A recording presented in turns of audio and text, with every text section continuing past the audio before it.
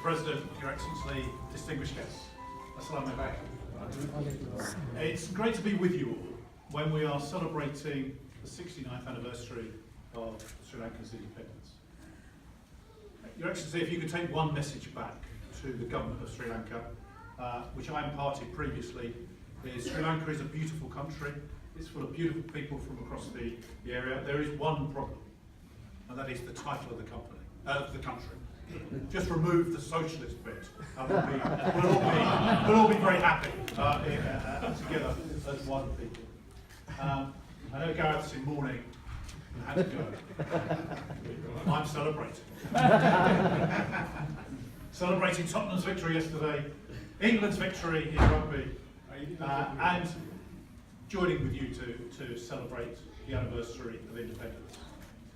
And you know, throughout the history of Sri Lanka, there was that terrible, bloody civil war. Now, that divided a country, divided peoples, and we're still suffering. You are still suffering from the results of that terrible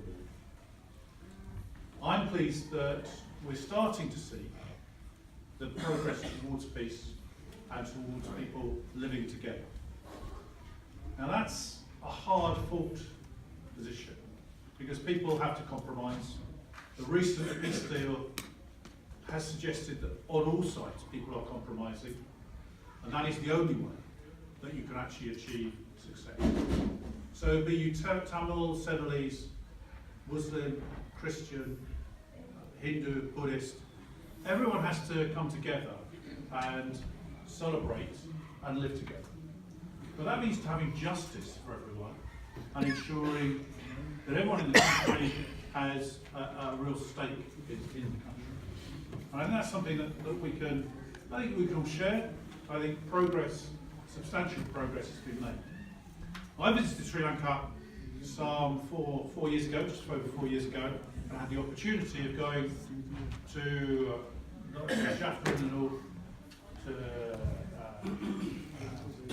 obviously to Kandy, to Colombo, to Trincomalee, and also to the deep south of the island. So I've seen the beauty and the opportunity there is, and I just hope that people from all races, all religions can come together and celebrate and grow in confidence. Now, one of the things that I was asked to talk about was the beauty that we have in this borough, the most multiracial borough, multi-ethnic, multicultural, multi-religious, from right across the world. People from all over the world have made this their home. And despite the fact there are so many different people from so many different walks of life, with so many languages, we can argue about how many there are, probably 161 or more languages spoken in our borough and in our schools. People make this the safest borough in London. Isn't that great that people from all across the nations and all religions can come together and live in peace and harmony? I think this borough, this part of the world, is absolutely a beacon of what can be achieved anywhere. Because we achieve it, it is the lowest crime rate, the greatest, one of the highest levels of employment, and the economy is doing well. Everyone is getting on together. And that's what matters in life, that people, when they make this their home, they have the opportunity. Now, I think it's great that obviously you've opened your doors today to people from all backgrounds and religions to come in as part of the Open Mosque Day. That's a great initiative, and I do believe that one of the problems we have right now in society is that when people who are not Muslim are asked, what do you think of when you hear the word Muslim? You only hear the negative side. Now we know that that's untrue, but we have to get that message out to the world that Islam is a religion of peace and wants to actually be open and encourage people to come in and participate. The one thing I would say to all of you is it's wonderful that you're having the Visit My Mosque Day. But will you please, just one thing. When other religions also open up their temples, their synagogues, their churches, please take the opportunity to go along and see what they do in terms of their religion. That way, we build greater peace and greater harmony. And all those areas will try, those religions will try to do the same sort of thing. Please embrace that opportunity when it comes. Because that way, we build up dialogue, and we build up shared experiences. And I think that's got to be part and parcel of what we do.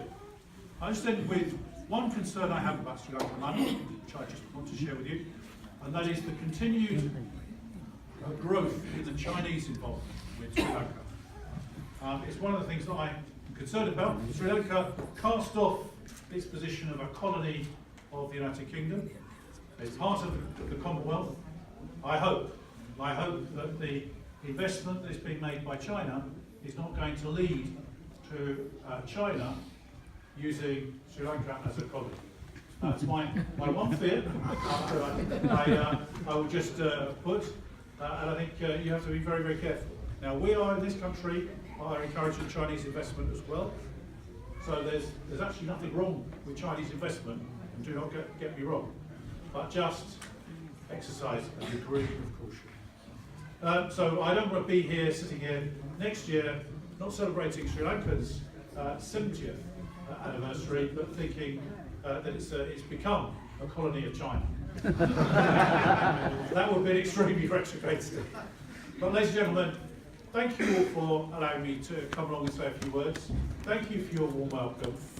Let us hope that Sri Lanka will go from strength to strength in the years to come, that the economy will continue to improve, and equally that we can encourage the development of the relationships right across the religious and racial divides, so that we lead to a greater understanding and break down those barriers that exist.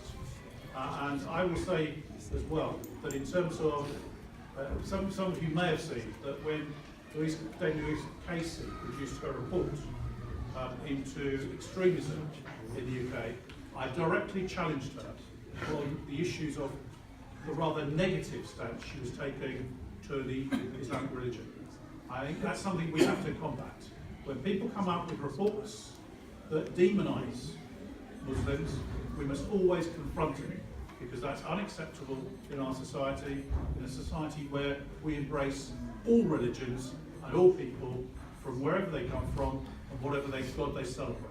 That is part and parcel of what I would say is the British way of life, which is saying, you celebrate your religion, everyone celebrates together, we embrace all cultures and all experiences. Thank you very much.